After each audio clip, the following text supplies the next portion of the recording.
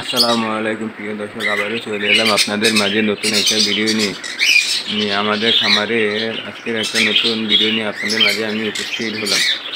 আমাদের খামারে রয়েছে প্রায় অনেক ধরনের কোকোডাইল পাখি, রয়েছে পাইনাপেল, কুনুর এবং লাভবার্ড। আমরা আজকে পাখিকে মিষ্টি কুমড়া দিয়েছি সফট হিসেবে। আপনারাও চাইলে আপনাদের পাখিকে এভাবে সফট দিতে পারেন। এখানে রয়েছে একজোড়া লাভবার্ড পাখি। আমাদের লাভবার্ড পাখিকে আমরাও আজকে সফট হিসেবে মিষ্টি কুমড়া দিয়েছি। কোকোডাইল পাখিকে দিয়েছি সফট হিসেবে মিষ্টি কুমড়া। আমাদের প্রতিটা খাতার ভিতরে রয়েছে মিষ্টি কুমড়া। কুমড়াতে রয়েছে ভিটামিন সি, ক্যালসিয়াম এবং অন্যান্য উপাদান। এখানে রয়েছে আপনার কুনুর পাখিকে আমরা দিয়েছি সফট। এর পাশে রয়েছে আরেকজোড়া কুনুর পাখিকে আমরা দিয়েছি সফট। এখানে রয়েছে একজোড়া লুটিনো কোকোডাইল পাখি। আমরা এই পাখিকে মিষ্টি কুমড়া দিয়েছি। মিষ্টি কুমড়া খেলে পাখির স্বাস্থ্য খুব ভালো থাকে এবং ডিম বাচ্চা খুবই ভালো করে।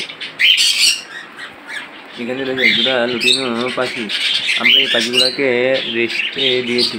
আপনারাও চাইলে ডিম বাচ্চা করা 30 দিন পর পরই পাখিকে রেস্টে দিতে পারেন।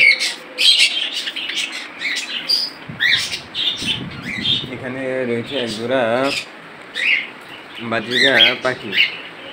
এই পাখি এগুলো হলো আপনার লুটিনো বাজরিগা। এর নিচে রয়েছে নিচে রয়েছে অনেকগুলো জাবা পাখি। এগুলো ডিম বাচ্চা করার জন্য খুবই উপকারী। আমাদের এখানে এই পাখিগুলো প্রায় অনেকবার ডিম বাচ্চা করেছে। আপনারা চাইলে এখান থেকে আমাদের কাছ থেকে জাবা পাখি নিতে পারেন। এখানে রয়েছে সিলভার কালারের বাজরিগা এবং লুটিনো বাজরিগা। এর পাশে রয়েছে আমাদের খামারের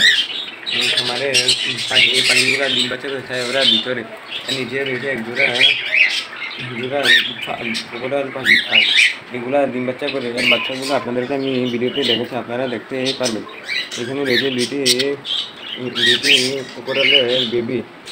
এইটি 3টি বাচ্চা দিয়েছিল। আমরা একটি পাখি সেল করে দিয়েছি, আর দুটি পাখি রয়েছে।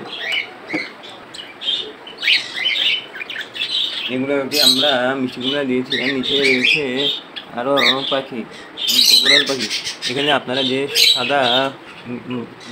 সাদা বলের মধ্যে দেখুন, এগুলো হচ্ছে আপনার সমুদ্রের ফেনা।